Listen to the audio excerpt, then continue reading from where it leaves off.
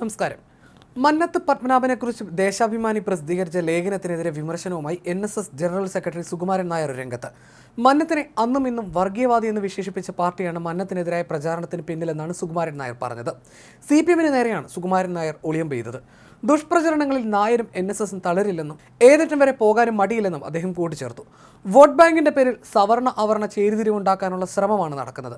മന്നത്ത് പത്മനാഭൻ ജീവിച്ചിരുന്നതിനാൽ നായർ സമുദായം രക്ഷപ്പെട്ടെന്നും സുകുമാരൻ നായർ മന്നം സമാധി യോഗത്തിൽ നടത്തിയ പ്രസംഗത്തിൽ പറഞ്ഞു. മന്നത്ത് പത്മനാഭൻ വിമോചന സമരത്തിൽ പങ്കെടുത്തത് ജനാധിപത്യം സംരക്ഷിക്കാനെന്ന് NSS ജനറൽ സെക്രട്ടറി കൂട്ടിച്ചേർത്തു. അറിവിലൂന്നിയ പരിഷ്കർത്താവ് എന്ന പേരിൽ ഡോക്ടർ KS രവികുമാറിന്റെ ലേഖനം ദേശാഭിമാനി പ്രസിദ്ധീകരിച്ചിരുന്നു. ഈ ലേഖനത്തെ ചൂണ്ടിക്കാണിച്ചായിരുന്നു സുകുമാരൻ നായരുടെ പ്രഖ്യാപനം. ലേഖനത്തിൽ പിൽക്കാലത്ത് മന്നം സ്വീകരിച്ച ചില രാഷ്ട്രീയ നിലപാടുകളും വിമോചന സമരത്തിലെ നേതൃത്വവും അദ്ദേഹത്തിന്റെ നവോത്ഥാന നായകൻ എന്ന വ്യക്തിത്വത്തിൽ നിഴൽ വീഴ്ത്തുന്നവയായിരുന്നു എന്ന പരാമർശമുണ്ടായിരുന്നു. ഇതാണ് NSS-നെ ചൊടിപ്പിച്ചത്. മറ്റ് സമുദായങ്ങളിൽ ഉണ്ടാകുന്ന ഗുണപരമായ മാറ്റങ്ങളെയും മന്നം പിന്തുണച്ചു എന്നാണ് ലേഖകൻ വ്യക്തമാക്കിയത്. VT ഭട്ടതിരിപ്പാടിന്റെ നേതൃത്വത്തിൽ നമ്പൂതിരി സമുദായത്തിലെ ആദ്യത്തെ വിധവാ വിവാഹം നടന്നപ്പോൾ സന്നിഹിതരായിരുന്ന പ്രമുഖ അതിഥികളിൽ ഒരാൾ മന്നമായിരുന്നു.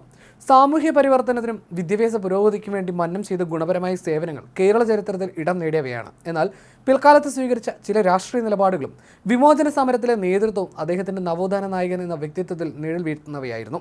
മറ്റു മതങ്ങളോടും സമുദായങ്ങളോടുമുള്ള അസഹിഷ്ണുത, മനുഷ്യത്വവിരുദ്ധമായ അനാചാരങ്ങൾ, ആഘോഷങ്ങളുടെ പേരിലുള്ള ധൂർത്ത് തുടങ്ങിയ സാമൂഹ്യ തിന്മകൾക്കെതിരെ ഇന്നും പ്രസക്തമായ നിലയിൽ ശക്തമായി പോരാടിയ നവോത്ഥാന നായകനായിരുന്നു മന്നത്ത് പത്മനാഭനെന്നും ലേഖകൻ കുറിച്ചിരുന്നു.